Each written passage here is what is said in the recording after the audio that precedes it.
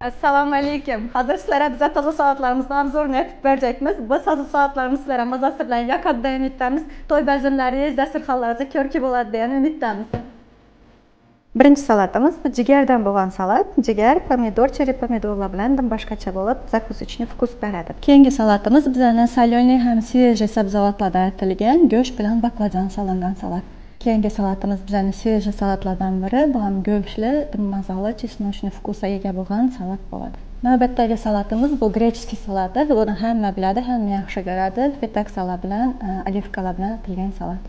Mayonezli salatlarimizdan biri bu zeleniy degan salatimiz. Охотничий kolbasa, bodring, zelenlar bilan, tuxumlar bilan tayyorlanadi. Keyingi salatimiz bizlarning Izmir degan salatimiz. Bunda go'sht, cheri pomidor, tuxum bilan chiplar, boshqacha neobычный mazali salat. Ichida iceberglar ham bor. Keyingi salatimiz bizlarning pesto sosda eng modniy souslarda atilgan salatlardan biri. Rukola bilan, parmezan, kedrlar, reshkalar bilan mini mozzarella salatimiz. Keyingi salatimizdan biri bu an'anaviy dollar salati, dildan tayyorlanadi.